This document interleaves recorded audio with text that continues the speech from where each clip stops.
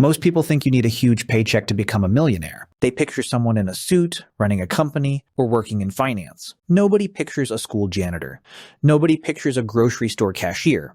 Nobody pictures the guy who mows lawns all summer, or the woman who works the front desk at a small hotel. But a small paycheck does not block the door to a seven-figure life. It just means you have to walk through that door a different way than most people expect. Here is a story that proves it. A man worked most of his life fixing cars at a small repair shop in a quiet town. He never made big money. His neighbors saw him drive the same old truck for 20 years. He wore the same worn-out work jacket every winter. Nobody thought twice about him. Then he passed away, and his family opened his bank records to settle his affairs. What they found left the whole town in shock. This quiet mechanic had built an investment account worth several $1,000,000. He never told a single person. Not his kids, not his closest friends, not the neighbors who waved at him every morning. He just kept working, kept saving, and kept investing quietly for decades without ever once bragging about it. How does someone with an average job, an average house, and an average life end up with that kind of money sitting in an account nobody knew about? Today, we are going to break down 4 building blocks that can help anyone do this, even on a small paycheck. If you actually use these 4 things in your own life, and you stay patient with them, you can build real wealth over time, even if your job title does not sound impressive at all, and even if your paycheck looks nothing like the paychecks of people who are supposed to get rich. The first building block is being careful with your money. Some people call this frugal. Think of it as making sure every dollar you earn actually works hard for you instead of slipping away without notice. When your paycheck is small, this step is not optional. It is the only way you get money left over to invest at all. Being careful with money simply means you pause before you spend, and you skip the things you do not truly need, even when everyone around you seems to be buying them. Here is a small example almost anyone can use right away. A lot of stores and restaurants have apps that give you deals if you check them every so often. Maybe a sandwich shop offers buy one, get one free on certain days of the week. Maybe a coffee shop drops the price of a drink from $3 down to $1 for a limited stretch of time. That is $2 extra staying in your pocket. On its own, that barely matters. But this habit of always looking for the better deal is a small window into a much bigger mindset. People who build wealth on modest incomes are constantly asking 2 simple questions. Can I get this for less somewhere else? And do I even need this at all? Here is the important part though. Getting rich is not only about how much you make, it is about how much you keep after everything is said and done. Picture someone who earns $70,000 a year. On paper, that sounds like a solid income, maybe even a comfortable one. But if you look closer at their bank statements, this person has almost nothing saved. They have a big house payment that stretches their budget every single month. They have 2 car payments sitting on top of that. They eat out most nights of the week because cooking feels like too much effort after work. At the end of the year, they might save $2,000, if that, and some years they save nothing at all. Now picture someone earning half that amount. This person cooks most meals at home, drives an older car that has been fully paid off for years, and keeps their housing costs as low as their situation allows. They manage to save that same $2,000, or sometimes even more, even though their paycheck is much smaller than the first person's paycheck. What matters here is not the size of the income coming in.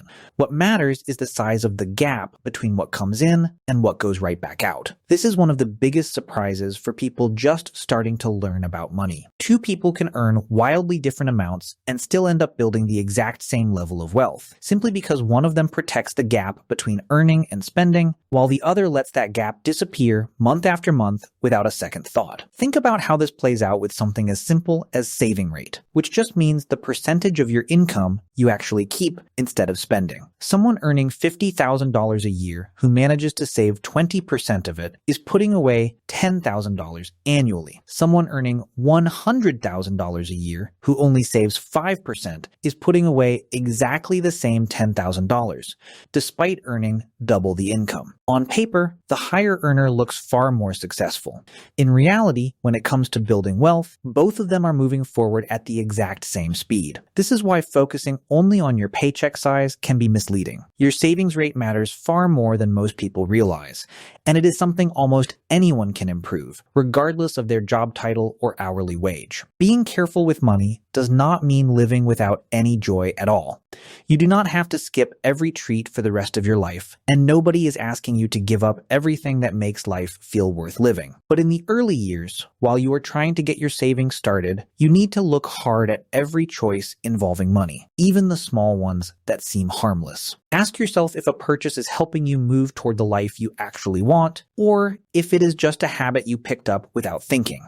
Once you build up that saved money, you can do what our quiet mechanic did with his own extra cash. You take that money and let it grow for a very long time. That brings us to building block 2. Remember, this same quiet mechanic ended up with several $1 million without ever earning a big salary. The secret was not his paycheck. It was what came next. The second building block is investing steadily, starting as early as you possibly can. This does not mean picking risky stocks or trying to get rich overnight, and it does not mean chasing some hot tip you heard about online. It means putting money into simple, steady investments and giving them a very long stretch of time to grow. Let's use a simple example so this makes sense. Say you invest $3,000 every single year. That is close to 10% of what many hourly workers earn in a full year. So it is not an unrealistic number for someone on a modest salary. If that money earns an average return of 8% per year, which is close to the long-term average return of the stock market, here is what your final number could look like by the time you turn 65 years old. Start at age 18, and your total grows to around $1,350,000. Start at age 25 instead, just 7 years later, and you end up with about $770,000. Wait until 35, and the number drops sharply to around $340,000. Wait until 45 or 55, and the totals shrink even further, down to under $140,000, and then down to just over $40,000. Look at that gap closely for a moment. Waiting 10 extra years, from age 25 to age 35, costs you more than $400,000 in the end. $400,000 gone, simply because of 10 years of delay. Time is doing almost all of the heavy lifting in this whole process. This is exactly why so many money experts keep repeating the same advice. Start today, not next year, not after your next raise, not once you feel more settled. Our quiet mechanic likely started saving small amounts fairly early in his working life. But here is the detail most people completely miss when they hear stories like his. He did not stop investing at 65, like most workers do. He lived well into his 90s. That means his money had almost 30 extra years to keep growing after most people would have already stopped and retired. Compound growth works a lot like a snowball rolling down a long hill. It moves slowly at first, barely noticeable, then it speeds up fast once it reaches the bottom of the hill. Those final years are often where the biggest jumps in total wealth actually happen, even though they get the least attention. How much you put in each year matters just as much as when you start. If you can push your yearly investment from $3,000 up to $5,000, $7,000, or even $8,000, your final number grows dramatically faster. Many people manage to increase their contributions over time through raises at work, yearly bonuses, or extra income streams, which we will cover in just a moment. Believing that investing actually works is honestly half the battle here. A lot of people never even start because they doubt the stock market, or they assume investing is only for wealthy people who already have money to spare. That belief is simply not true. One of the most famous investors in modern history did not become truly rich until well after his 60th birthday. Nearly all of his wealth was built during the second half of his long life, after decades and decades of steady, patient investing that most people would have found boring. His fortune did not explode because of one lucky pick or one genius move. It exploded because he stayed in the game longer than almost anyone else ever has. That is the real lesson hiding inside his story. Time spent in the market beats almost every other strategy people try. Before we move to the next building block, it is worth pointing out something people on a lower salary often struggle with the most. It is not the math. The math is simple enough for anyone to follow. The real struggle is trust. A lot of people simply do not trust that steady investing works, or they worry the market will not keep performing the way it has in past decades, or they just never feel like they have enough spare risk tolerance to get started at all. If any of that sounds familiar, it might help to look into more content that breaks down how long-term investing actually behaves over time using real numbers instead of guesswork. The core idea stays the same no matter where you look it up. Investments tend to grow over long stretches of time, and the earlier and longer you stay invested, the more that growth compounds in your favor. The third building block for people on a lower salary is adding more ways for money to reach you every month. Research on self-made millionaires has shown that most of them do not rely on just one single paycheck. A large share have 3 separate income sources feeding into their life. Many have 4, and a good number have 5 or more streams working at the same time. Let's go through 5 common types of income that ordinary people, not just the wealthy, can realistically build over time. The first is your regular job income. This is your main paycheck, whether you work for a company, work an hourly shift, or run your own small business out of your garage. For most people, this stays the biggest income source for a long stretch of their working life. And there is nothing wrong with that. It is simply the foundation everything else gets built on top of. The second is investment income. This comes from stocks or funds that pay out dividends on a regular schedule. Instead of spending those dividend payments the moment they arrive, many long-term savers put the money right back into buying more shares of the same investment. This habit is often called a dividend reinvestment plan. Every time you reinvest, you own a slightly larger slice of the investment, which means your next payout is a little bigger too, even without adding a single extra dollar of your own money. This slow, quiet snowball effect is one of the habits that likely helped our mechanic grow his account so large without a single person around him ever noticing. The third is interest income.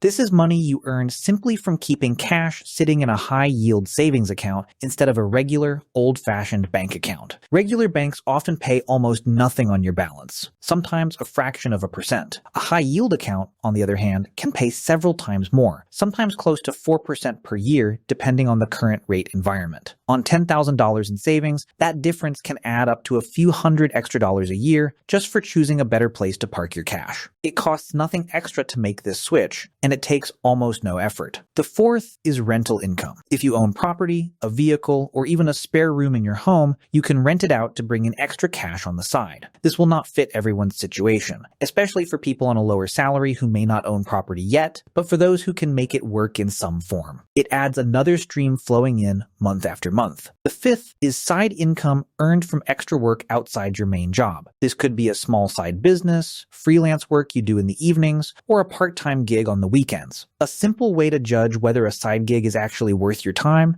is to compare its pay to your regular hourly wage. If the side work pays close to or more than what you earn per hour at your main job, it is usually worth pursuing, especially if that extra money goes straight towards savings and investing rather than extra spending. None of these 5 income types require a huge starting salary to get going. They require patience, and they require the willingness to start small, sometimes embarrassingly small, and let each one build quietly over the years. So here are the 4 building blocks again, laid out simply. Spend carefully and protect the gap between what you earn and what you spend. Invest early, stay in for the long run, and never underestimate how much those final years of growth can add to your total. Add more income streams over time, one at a time, until you are no longer relying on a single paycheck to carry your entire future. And believe, truly believe, that slow, steady growth actually works, even when it feels painfully boring month after month with nothing exciting happening on the surface. Is it possible to become a millionaire on a small salary? Yes, it absolutely is, and the numbers throughout this video prove exactly why. Is it easy? No. Honestly, it is not. And anyone who tells you otherwise is not being fully truthful with you. It takes real discipline, it takes years of patience most people are simply not willing to practice, and it takes a willingness to keep going even when nobody around you understands why you are being so careful with your money. But the math does not lie, and stories like our quiet mechanic working an ordinary job in an ordinary town prove it can absolutely be done by an ordinary person. If you have ever grown your savings while earning a modest paycheck, or if you know someone in your own life who quietly built wealth this way, share what worked in the comments below. Your story might be exactly what someone else scrolling through today needs to hear. One last thing worth remembering before you go. Nobody in this video started with a large pile of cash sitting around waiting to be invested. Every single number we walked through today started from nothing, built up slowly, one paycheck and one small decision at a time. The people who end up with millions in a quiet, unnoticed bank account are rarely the loudest people in the room. They are usually the ones nobody suspects at all, simply because they spent decades making boring, consistent choices while everyone else was chasing something faster and flashier. Thanks for watching, and we will see you in the next video.